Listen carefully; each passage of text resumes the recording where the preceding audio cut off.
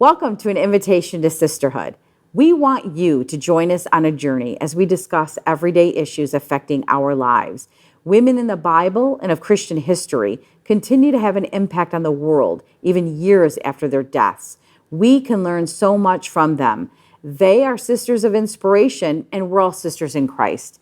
Today, we're talking about kids in the foster care system. Our saint of inspiration is Saint Joseph. I'm joined by my co-host, ECRC Director and Speaker, Patrice Abuna, and Adora Kassab Ibrahim, entrepreneur, community activist, and speaker with the ECRC Speakers Bureau. This really breaks my heart. You know, the stories that we're going to hear from our guests that we've heard offline, off the air, is just really heartbreaking of the kids in foster care. I've done actually some video work and some news reporting over the years as a reporter, and every time I'm just like heartbroken, losing sleep over kids in the system. Yeah, it is. As parents and even people who aren't parents, it's heartbreaking to see someone who is torn away from their family for whatever reason. There could be a million reasons, from the parents dying to an unstable home environment.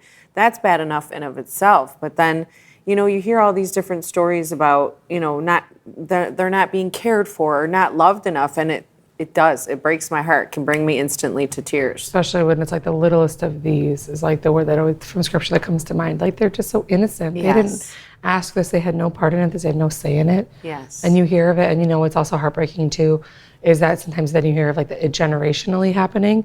Is like, how do these kids end up in foster care? And you go back and you see, their dad was a product of foster care, and it's just like, it's sad when you look at the victims, we'll call them that, and it's sad when you look at the system too, that's just doing them such a disservice. It's broken. Yeah. It's a broken system, and you do a lot of research and studies on this, and unfortunately a lot of parents, I'm not saying all, but there are parents that are foster parents just for the money, you know what I mean, and not because you're going to see from our guests here today that for the love and passion of other children. But then there's wonderful foster kids. I mean, there are wonderful stories of kids being adopted, and that's another thing, is that if the Lord puts it on your heart to help somebody else in need, consider fostering. Yeah, because I think the statistic I heard one time, and maybe our guests can confirm, is that if every Christian church in the nation, just each parish, fostered just one child as a parish, there'd be no children left in the foster system. Wow. And it's just like, because we all talk about, someone else is called, that's someone else. No one looks in, not no one, obviously some people do, but to look inside and say, but is this really something that I'm called to do? Can I do it? Is it something that me and my husband, or me, or I have a cousin that fosters, and she's not married, and was called to do that. So it's like, sometimes I think a lot of times, in a lot of ways, yes, we need to discern it, and we need to see what's our charism, but we'd like to say, that's someone else's problem, not mine. And I think too, it's just like anything else where God eventually puts it on somebody's heart, like, wow, that can be me, my home, our family, and we can open the doors to somebody. I know somebody who used to work as a court reporter and would often see the cases go through the courts. And she ended up becoming a foster mom and then adopting one of the kids. And so I feel like, God can open the door in ways we might not expect, but I'm so glad that we're talking about this topic today, because I feel like although we talk about it, we might not talk about the how-to. Well, how do you become a foster parent, And then what if you're not in a state, I posted it recently when which they're going to talk about, that our Chaldean Diocese has started a new Office of Life. And they put this post out, have you ever thought about being a foster parent? So I shared it with my own testimony of it has been put on my heart pretty strongly, but I still have very little ones. I'm expecting, I have 4 kids under the age of 7. So I'm not right now, but it's something I've talked about or thought about. And I posted it, and I had 2 cousins reach out who are both also interested, and they're both young mothers too. Both have toddlers and still growing their families, and it's something we've talked about doing in the future. But the point is that if you don't talk about it, people don't know this is a need. Sometimes you think again, someone else is handling that. And I think too, just like with anything else, during COVID and post-COVID, there's probably a shortage a bigger shortage of, workers in the foster system than we might think of. So maybe you're not called to foster a child, but maybe you're called to work in the foster system. They need Or good help the people. kids that aged out. Exactly. I've done stories where kids age out of the system. They have nobody to go to the holidays with. Right. Nobody to help, nobody to visit them in college. Some of Right. them, get scholarships. They don't know where to go. Like a lot of the colleges, campuses now Right. will have a place for foster kids who don't have families to go home to. Yeah. During the breaks. I mean, there's so many things that you can do. Maybe you call a local college and say, hey, do you have kids on campus that I can throw a Christmas party for? Right. Or go do Christmas gifts for kids in the foster system that has nobody to visit them. You may not be called to be an actual foster parent. Right. But you do something for the kids in the foster system. We were talking offline too. It could be donating money. It could be donating time, being a mentor to somebody, Yeah. or Helping them donating find resources. Resources. Like I remember one time recently, they put out a post. Oh, this new foster mom, because you might get, a newborn, you might get a 3-year-old, you might get an 8-year-old, and then it's like you're supposed to have clothes and a crib and like all this. It's like sometimes that person might not be able to afford to just purchase all these things for a short period of time, but I have all that. I have the baby stuff. Here, take it. Yeah. Or you might have the teenage stuff that you don't need anymore. Yeah. That kind of stuff. So I just know one giving. thing. If us Village of Moms got together, for a cause or for a purpose, for any one of the things that we just mentioned, I know that when we put our hearts together, the resources, they just come. So Yeah. And I just got a call. I was telling you guys offline recently from a young girl who aged out of the foster system. She has 2 siblings in the system. And we were telling our guest, Heather, who's going to come on, she found a job. She got a car. She just needs a place to live. Right. Like, can you help me find an apartment? I don't know how to find an apartment. Right. I mean, those are little things that we think, well, it's not that hard, but she had nobody guiding her, and showing her how to do this. So there might be young girls who've aged out that you as a mom or you as a guy, the young guy aged out, that could be a mentor to that person. Just guide them, show them the way, show them how to fill out a college application, show them how to get a job, show them how to do an interview. Talk to them about the importance of credit and finance, let's build up your credit so you can get a car and you can get this and you can get that. Yeah. I mean, it's things that we take for granted because our parents taught us. Yeah, you had somebody So, else teach you. I had a friend of mine, actually, I met her, you guys, in first grade. I'll never forget it. I met her in first grade. She came up to me and she's like, do you want to be friends? I was like, okay. And we laughed. I moved to Michigan. She was still in California. And then she moved. We found each other on Facebook, and she couldn't get pregnant. She got married older like I did, and she was struggling. So she told me, I'm fostering a young girl. And I said, oh, how exciting. And she was sending me pictures. And then she gets pregnant. Oh, So that's she has these wonderful. 2 little girls. They're so adorable. Yeah. And she adopted the girl she fostered. Yes. And she got the girl when she was a baby, newborn. I think she was like 6 months. And then she has these 2 little girls that are like a year apart from each other. They're so adorable. Yeah. But like you never know how God works, like But I think there needs to be an openness to Heather and I were talking about a book called Fostering the Family, because the end goal really is unification. Yeah. And many times people get into it because they do struggle with infertility, and they think like, oh, well, I want kids. It's like, no, it isn't about that. It's about fostering them and fostering the parents and really helping them to get their, get Family unit back. family unit back together. Yeah. And being open to that, because I have a friend who her sister-in-law was struggling with infertility for a long time, and opened her doors to foster care, had this beautiful child come to her home, was like over the moon, thrilled. Well, then the child left her home, and she was so heartbroken because she got so attached, and she's like, I can't do it again. That's hard. That's hard too. But then kind of going into how do you like balance that of like being attached but not attached, but like loving, but Did you guys ever see the movie with Mark Wahlberg, Instant Family? I know the movie. haven't. Yeah. No. It's actually, it's really inspiring. You watch that, and it was really to talk about, to promote fostering kids in the foster system. And they give you a list of resources at the end of the movie. It really was a call to action kind of movie. Beautiful. And it reminded me of that because that was a big part of it. Like, it's not about you adopting these kids. It's about reunification with the family. And you're just temporary, but you may end up with the kids. So it's an important message. Very important. I remember, talking to therapists about kids that have been taken out of, their parents' home for whatever reason. And even if there were cases of like severe abuse or whatever the case was, the child still wanted to be with their mother and father. Because it's their parents. Yeah, and it's so It is sad. still your parents. And Yeah. they defend their parents. A lot of the course. kids will defend their parents because it's personal. There's an Yes. attachment. Yeah. And that's really God. I mean, we're created, you're attached to your mom in the womb. Yeah.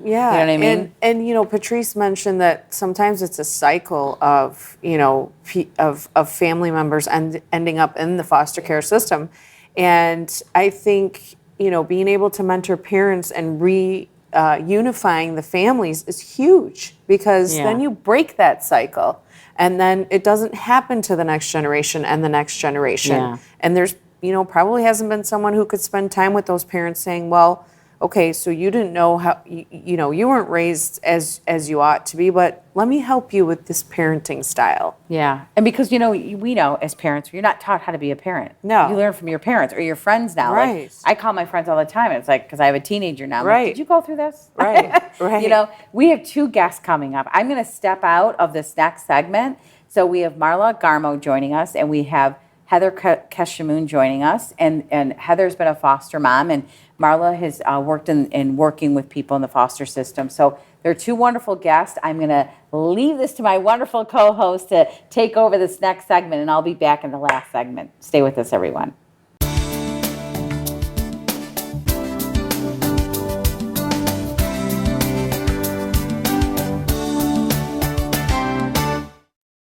Welcome back to An Invitation to Sisterhood. Joining us today is Marla Garmo and Heather Keshamoon about their stories about being an adoptive mom and working in the social work system. Yes. Welcome. Thank you. Thanks for having us. You're welcome. So tell us about your journey. It's an incredible story of how you first started with fostering, and you are now an adoptive mom. Yeah, adopted mom and foster mom. Yes. Yeah, so for us, it wasn't anything that, we planned for or thought about early on. But in 2019, Father Pierre actually mentioned that there's Chaldeans in the foster care system. And honestly, that shocked me a lot, and it stirred my heart a lot. And so not that my heart didn't go out for all children in the foster care system, but I just thought that a Chaldean child would do better in a Chaldean home. So, it's just something that I felt like I needed to be there for our community for that. So I thought I had to convince my husband, so I brought it up to him, and right away he was on board. And I'm like, oh, wait, shouldn't we talk about it? Should we plan things out? But, some advice from Father Pierre, and my husband was like, let's just start the process. Let's see where God leads us. So, I reached out to a few people in the community. I reached out to Marla just to kind of understand a social worker's perspective. I reached out to another foster mom who had adopted, she fostered to adopt. And she told me she went to Ennis Center for Children. So I got started licensing on that process through Ennis, and that started our journey. So when you say licensing, typically how long does it take for somebody to become a licensed foster parent? Yeah, I'm told it's 3 to 6 months. For me, it took about 6 months, but that was also during COVID. Sure. So I think there were some barriers because of COVID. Okay. And as a social worker, and this is your background, what can you say about those people who are thinking about it or maybe haven't realized just the need for fostering? I think it's the most beautiful thing in the world to be able to bring someone into your home and love them like your own. People often think about all of the challenges that can come with it, but I think if you think about, God being limitless in his love, I think also think about your heart being without limits and how much it can grow from being able to do this. So, I hope that anyone that's listening or watching really, it touches their heart, this story, because it is so beautiful to take in children that need homes. We all know how tight-knit our community is, how how important family is to all of us, and to imagine that there are, some people in our community that don't have that same gift of family or, connection to all of the vibrancy that we have in our community. So I do think that, Heather and all of the others out there that have fostered are doing such a beautiful thing in our community. That's awesome. So when you said yes and you were approved, how long did it take from that point to actually getting the phone call and saying, hey, Heather, we have a child that we want to place with you? Yeah, so when you get licensed, you're able to say in your profile if you want a particular gender or ages or religion or culture. So I did say I was, open for Chaldean children. So, because again, I wanted to just be there for the community. And to be honest, for 6 months, I didn't get a call. So I'm thinking, and the reason is because they don't really easily identify children as Chaldean. There's not like a label for even Middle Eastern. So what happened was, honestly, in my 6-month renewal, I was going to open it up to all children. But then that's the day they told me, well, there's this 13-year-old Chaldean girl who needs a home. And honestly, that was divine intervention, because my license worker was talking to my now adopted daughter's caseworker. And so where they were like, there's this girl and she's Chaldean, and I have a family who's Chaldean, who's licensed, who's open to it. So, but there was a little bit of a difference, a unique situation with my daughter, because her parents had already lost rights. So typically with fostering, the intent is to reunite them back to their parents. Sure. But in her situation, her parents had lost rights, and so they asked us from the beginning if we were open for adoption. And we were open to it. We just didn't know that was the need. So we signed the intent to adopt, and we've been blessed ever since. That's incredible. I just love how God, weaves everything together. You said yes, you opened your heart and your home, and, if it weren't for that conversation that day, you wouldn't have your daughter today. Right. Yeah, can you explain a little bit? So I know your children personally, and they're all like amazing. What it was like bringing her into the home, and how your other children, because people might think like, well, are my other kids going to feel like, well, I'm neglecting them, or they're not as special, or vice versa, that she's going to always feel like the adopted daughter, not like the biological daughter, like how did that dynamic shift, and how did you kind of navigate that? Well, first of all, I think because she's Chaldean, like she had a sense of belonging to us right away. She connected with us right away. But, there was a transition period, of course, and there's going to be conflict of the house, of course, and there's going to be extra support she needed. But what I will say is, and I really credit my village, it takes a village to raise a child, and I'm so thankful for my village. So, we have so much extended support for all of my children. I mean, they have spiritual directors, there's therapists, we have, not just my immediate family, but like our siblings, our parents, like everybody, took her in as my own, So, just the youth group leaders, the retreats, the church, our priests. I think having that community to surround us all, right? Not just her, just around my whole family, my village. I'm just, honestly, I don't know where I'd be without my village. So I'm really grateful for them. That's amazing. Yeah, that's good. Again, that's a true testament to the workings of the Holy Spirit when you say yes, and then having that support system is so critical, because like you said, you weren't sure if you were going to get a newborn or a 13-year-old, and you just so happen to get a 13-year-old. Right. How much more difficult is it for the older children to be placed? It's definitely more challenging. The hardest children to place that are in foster care are the teenagers. They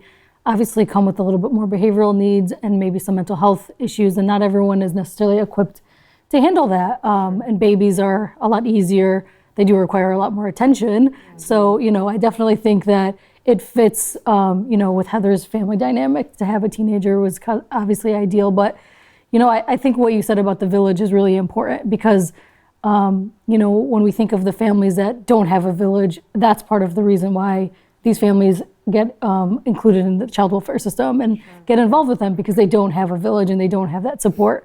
So it's really beautiful that, when you're doing this, to have that family support, to really bring that in, and based on, the needs of the child. If it's a baby, there's going to be a lot more, babysitting, exactly. And then a teenager comes with its, new problems like driver's training, and talks about college and all of that stuff, and boys and girls and, what have you, and mental health stuff. But I think it's really just a testament to like being connected to all of what we do have in this very, vibrant community that we have, with all of the church programming and the community stuff.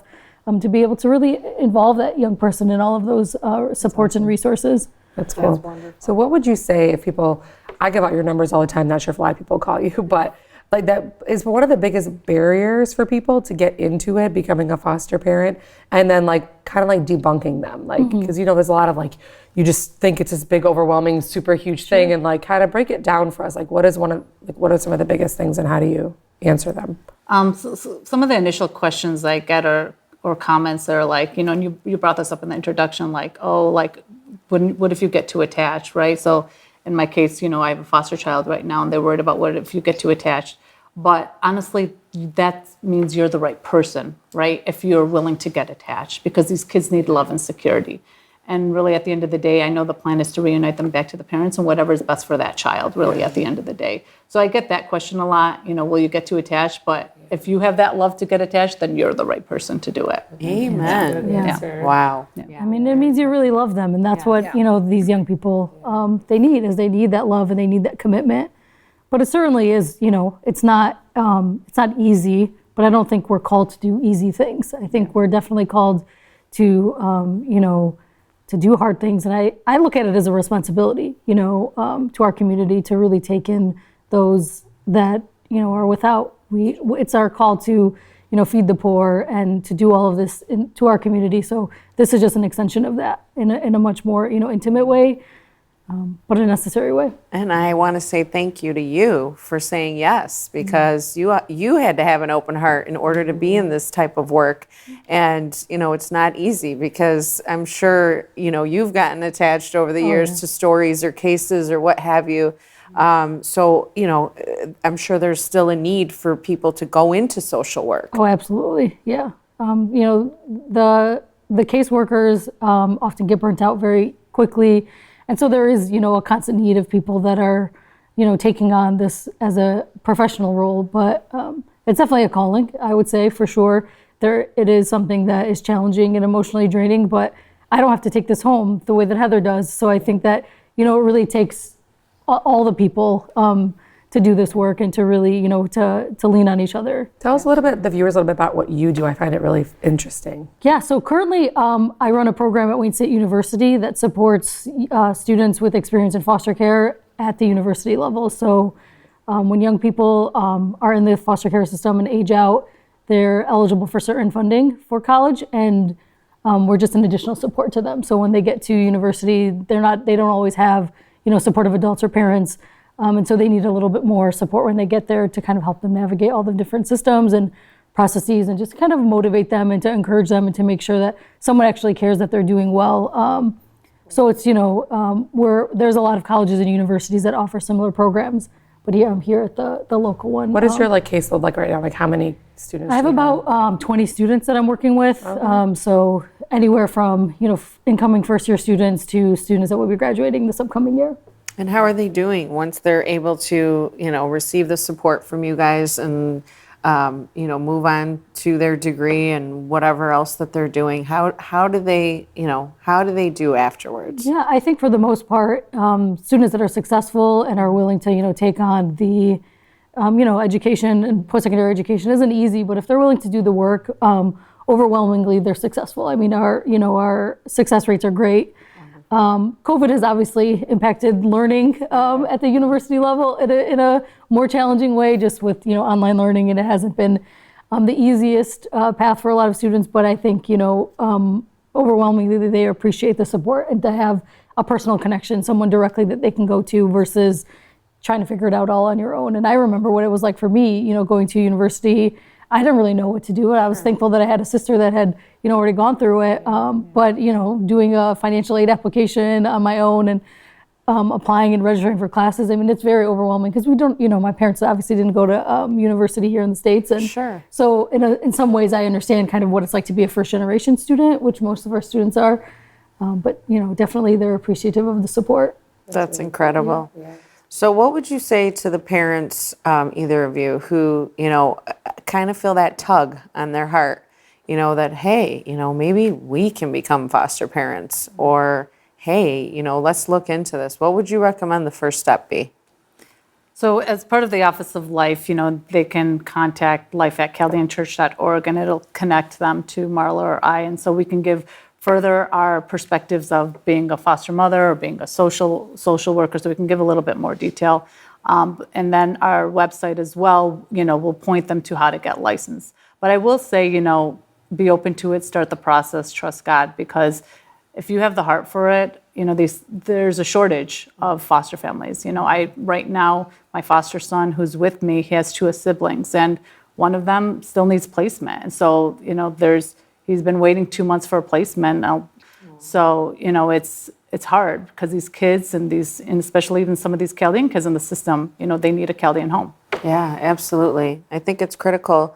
for us to take it to prayer. But then we always talk about prayer and action, right? Faith and works. So I think that's important for us to pray and discern, but make that phone call to the Office of Life, or, go to the website. What's the website again? So chaldeanchurch.org/life Okay. is the website. Okay. Yeah, Perfect. but then what would you say to moms? And I know that you have a husband who's on his way to sainthood, but to like women, 'cause I feel like maybe I'm generalizing, but I feel like I've heard more women in general feel a little more called than the man. To someone that's like she feels called, but maybe like her spouse isn't on board. Like what advice do you have? I mean, I'd say open up the conversation, and then my husband's also available for a conversation too. So, sometimes they need a little bit of a nudge too, and sometimes they realize, like, you were talking about comfort. There's that Saint Benedict quote: "We're not made for comfort; we're made for greatness." And I think we just all need to be challenged a little bit. Yeah. Yeah. I'm not married. For all the viewers out there, just to clarify, I don't have a husband. But I think we all would want our husbands to model after St. Joseph, right? Yeah. And so, I think that you can encourage your husbands to really model after the first foster father that we ever had, St. Joseph, and the gift that he gave to our Lord. So. Yeah, and St. Joseph is, our saint of inspiration. And we were talking about him earlier in that he doesn't have one recorded word in all of Scripture. However, we have all of his actions recorded. And, he's a man's man. He's somebody who took in his wife and, took care of baby Jesus.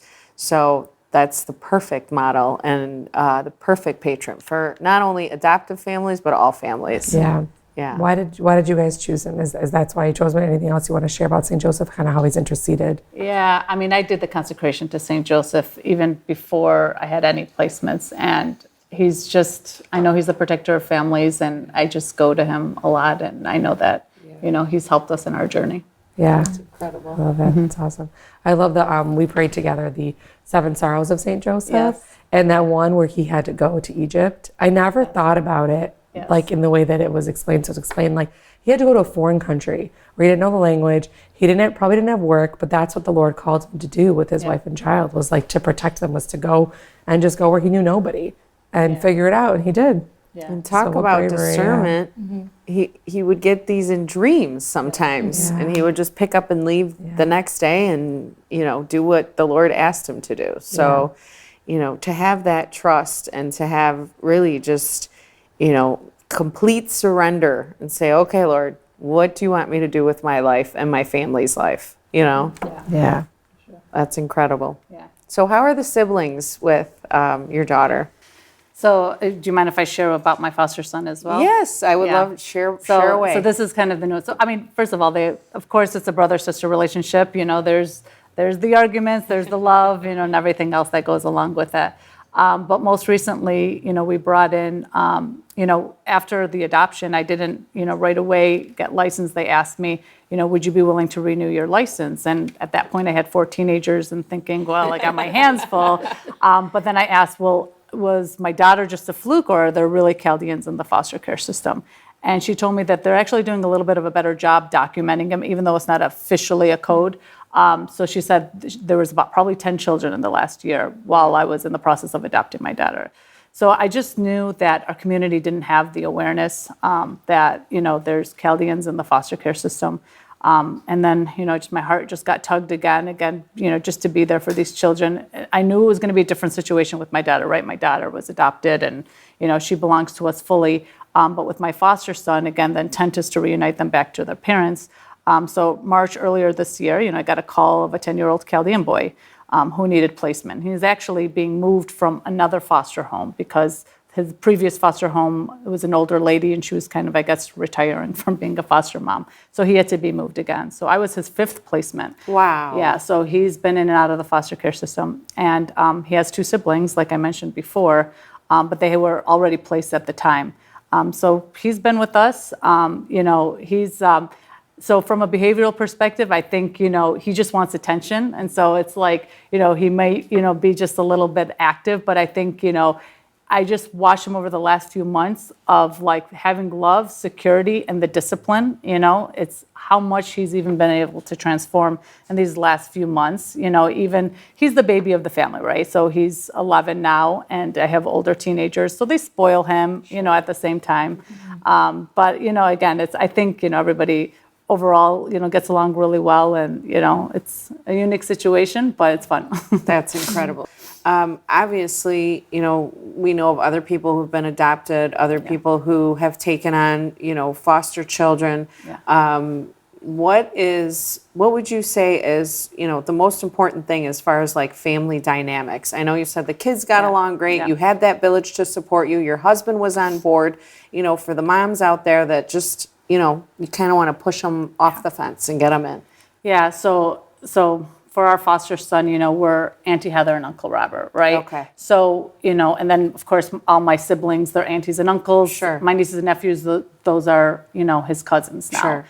So it feels like family Sure. for him. So I think, once it feels like family, and, he even mentioned to me, well, like, I don't want to go back into the foster care system. So he doesn't think of our family as foster care. So it's like an extended family. Wow. So to be able to provide that love and support, that security for a child, so that they're not getting more trauma as they're throughout the foster care system. And really there's healing in this, right? So, you're part of this child's healing, but at the opposite end, the blessings we get as a family, like the way I've seen my other children, my husband and I just grow in our virtues, it's just, it's hard to like explain like the blessings that, come from all of it. That's incredible. Do people ever ask about like the financial burden? Are people ever concerned about that? And like, what would you say to them? So there is some type of monthly or weekly, what do they call it, a stipend? Yeah, it's a daily rate. daily rate, yeah. Based on their age, they're provided a daily stipend for your care. So every night that they spend the night in your home, you're provided a stipend to help with their care. I mean, it's not obviously an exorbitant amount of money, Right. but I think it's enough to kind of supplement, utilities in your home, food and things like that. So obviously for people to go into fostering, they would need to be financially stable without this money. Right. It's not going to be a life-changing amount of money.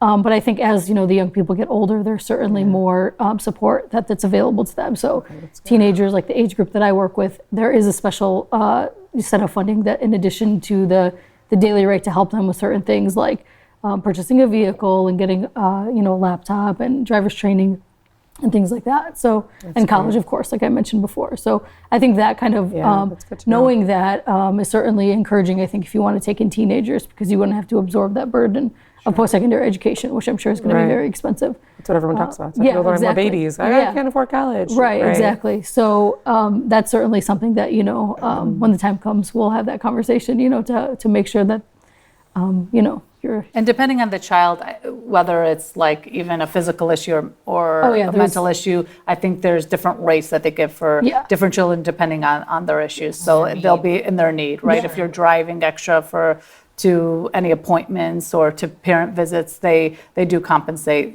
that as well.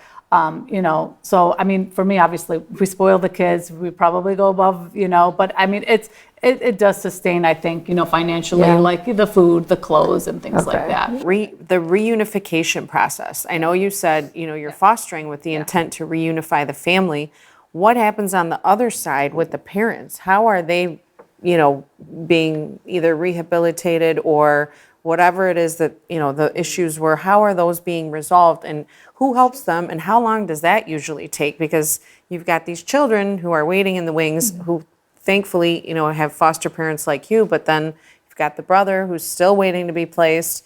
And, it would be a beautiful thing if they were healed and whole and back together. Absolutely. I think that that's a really important point that you bring up, because I think oftentimes we forget about the parents in this conversation.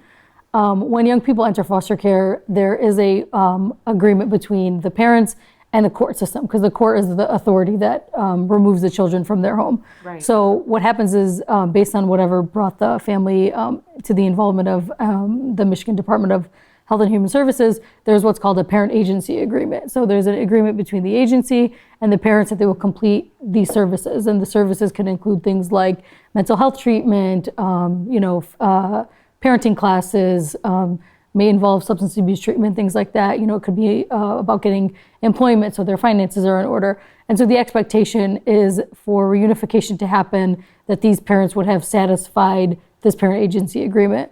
And the caseworker from the agency would be monitoring this and making sure that the families are completing these services adequately, and making sure that they've actually benefited from them. Sure. And then once reunification happens, there is an additional service that's in place called Family Reunification Services, where another agency comes in and monitors that, make sure that, the parents are continuing with any mental health treatment for the children, making sure that they're remaining employed and all of those kinds of things. Because it's not enough to just drop these kids back at home with these parents that haven't had them for, a year or two and expect everything to be okay. It's certainly going to come with some, hurdles and some bumps in the road.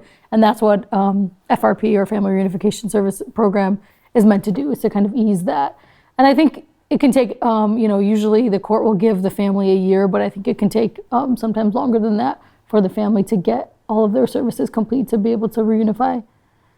That's awesome. Yeah, and so there's a weekly parent visit, and the siblings actually attend too. So, my foster son sees his parents on a weekly basis. And I know one of the other questions that actually come up, being like a Chaldean foster parent, because you think like, we're a close-knit, community. Yeah. But the foster parents are gracious, and there's respect on both sides, and so they're happy that one of their sons at least is with a Chaldean family. Of course. So now, when you say there's weekly visits, does he get to see his brothers too? Yes. Oh, good. Yes. Okay, great. So he sees his brothers at that time too. So there is policy regarding how often kids have to see their siblings and, of course, their parents. Okay. But Heather brought up a good point earlier when she talked about trauma and a lot of the healing, and I think a lot of the fears that people have is that these young people, these children, come with trauma. Mm-hmm. And I think, trauma is very real, and trauma does very much impact, the brain and behavior. But I think also love and commitment and support can also change that. And so if we can change the brain one way, we can change it back. So I wouldn't, be fearful of that, because I think if you give them that love and that consistency and that support and that family, you really can change these children's lives. And I think that that's so important and so necessary. Beautiful. That's so hopeful, because people do think like, oh, this kid's gonna come in and like, what if he's violent, or what if he's this, what if he hurts my other children, or that kind of stuff. And I don't think we should ever consider anyone beyond repair. Everyone, the love and mercy of Jesus is, transformational, and I think that that's exactly what the call to fostering can do. Yeah, and I'll say, at least for the two children in my house, like they've literally thrived, because they're back in the community. They're, feel like they're Chaldean again, and not just, they have the church, the language, the food, and everything else. So I think that bringing that element into it kind of helps, with the healing process as well. Yeah, that's a huge part of it. It's part of our identity, our ethnicity. Yes. So, and identity is so important in life. And imagine how their identity has been shaken by like, well, who are my parents, and who am I, and where am I, and all that. So that's well, believe it or not, our time is up. So is there any last thing you guys would like to leave our viewers with? I think the only other thing that, as part of the Office of Life, we're going to have opportunities where, right now we're going to try to change the system where we're categorizing them as Middle Eastern, so that we can easily identify the Chaldeans, in the system. And what we're trying to do is, even the ones that are already placed, try to reach out to them and maybe provide Christmas gifts or care packages, or sponsor them to go to, retreats or VBS or any summer camps at any of the churches, or, the sports groups or things like that. So that's something that, as we try to identify the Chaldeans in the system, try to, connect these children and even the parents back to our church, back to our community. So it's one of the things we're working on as well. Yeah, exactly. That's incredible. Yeah. Well, thank you so much for coming on. Thank you for having us. There are angels among us, guys, and they are right here sitting with us. So thank you so much. Thank you. We'll be right Yes, back. of course. Thank you. Thank you. We'll continue our conversation when we come back.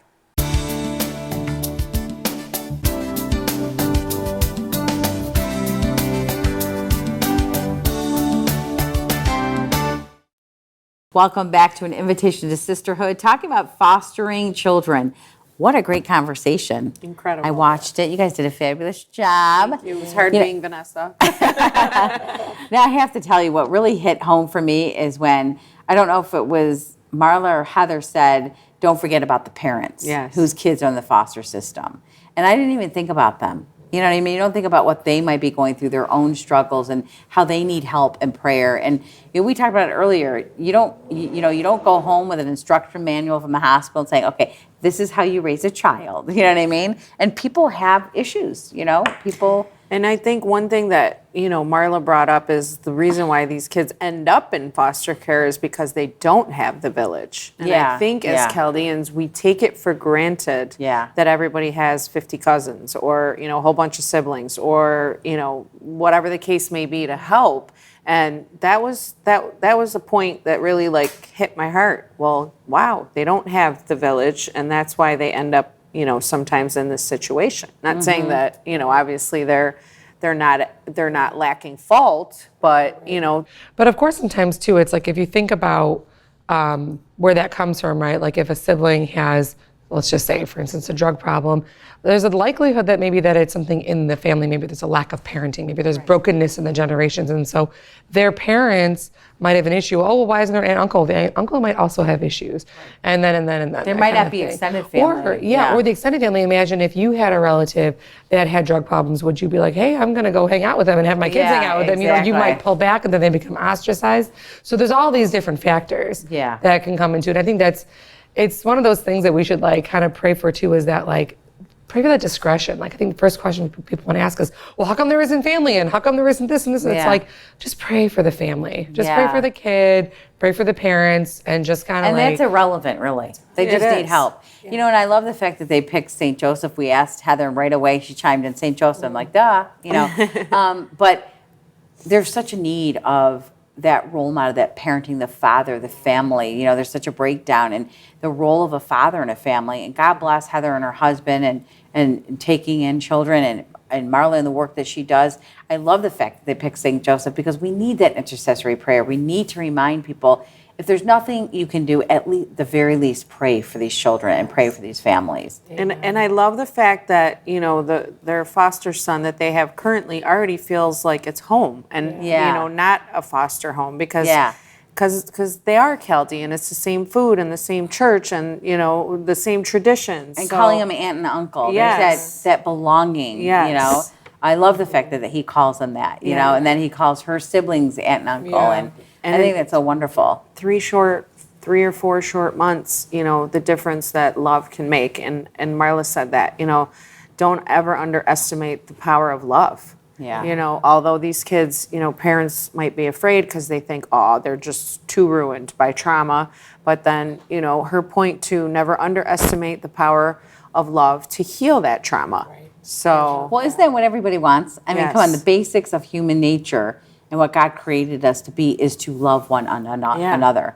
And when you're growing up without that love, that's where the insecurity comes into play. Right. That's why we have breakdowns in families and children with issues, Right. because they don't have that love and support that they so desperately need. I think this ties into some previous topics we talked about, like charisms, bringing in, well, what is it that I'm called to do? Yeah. And if you feel called to do this and kind of really praying with your charisms, and it might be today to physically open your doors and open your home for foster children, or it might be something else, which might be mentoring the children or mentoring the parents, or might be financially contributing, or might be, whatever it is, even just the fact that these two women were like, we should open this office for life within our Chaldean diocese was it's revolutionary. We've been Yeah. around. Our diocese is just had its 50th anniversary or 100th Yes, anniversary. yeah. And it's when we're just now establishing these things. Yeah, we've been here for now 2-3 generations. It's time to start progressing with this kind of stuff. But that's that kind of support, because we get all the time, like you guys said, that you guys get calls, or people might call us because we're known in the community or we're just connected.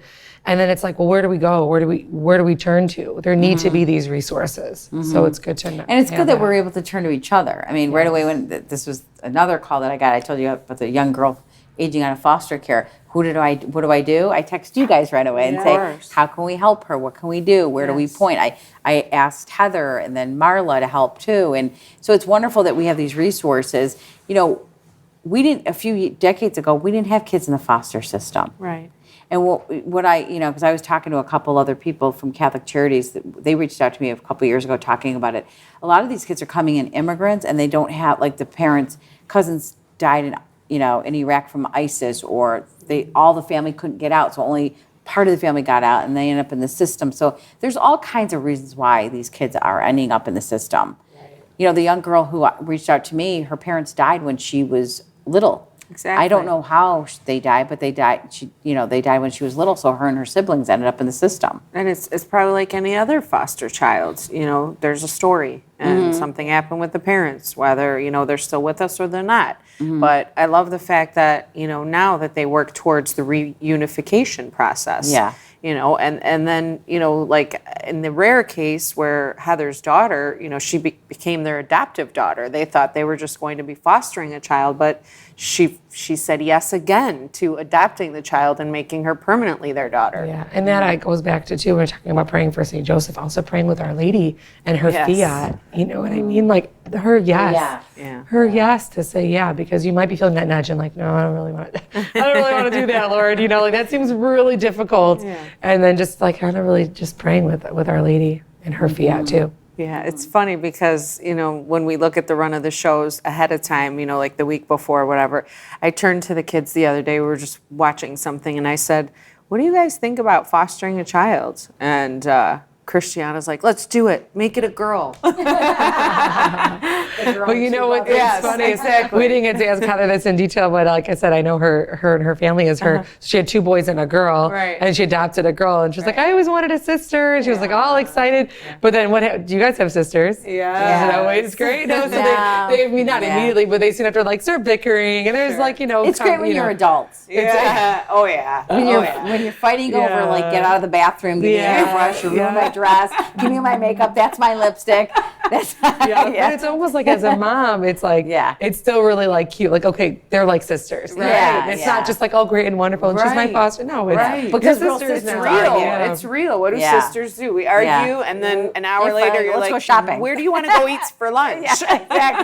Exactly. Yeah. So- And there's, and I love that because, you don't have to be blood related to really have sisters. I mean, we're all, this is the whole point of the show. We're all Yes. sisters in Christ, right? Yes. We have each other's back. And Yeah. if the Lord's not putting on your heart to actually be a foster parent, you can mentor maybe somebody.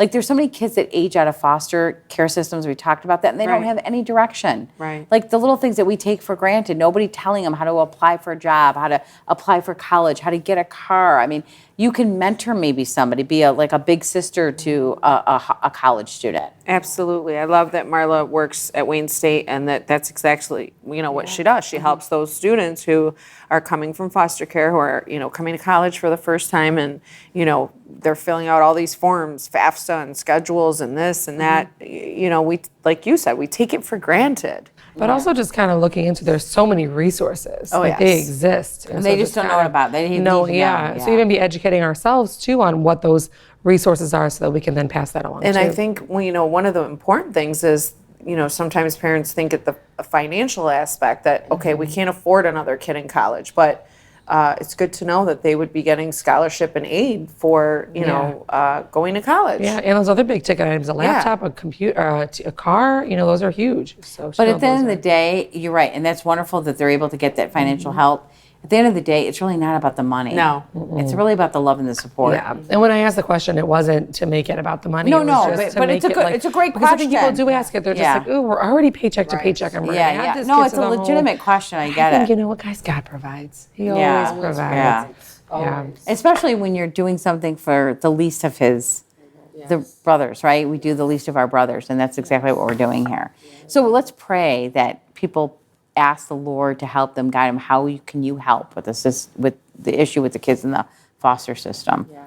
I think nothing is worse than a child without love and No, support. it's heartbreaking. It is heartbreaking. You hear these stories, and it's like, and then this girl calling me. It's like obviously God wants me to do something. What? Right. I don't know, but why did the girl call me of all people? You know what I mean? Right. And she found me on Facebook. Wow. You know what I mean? Yeah. It's like, okay, obviously that wasn't a That's a God coincidence. incident. Yeah, exactly. So I have to pray and to discern. Okay, God, how do you want me to help her? Just show me the way.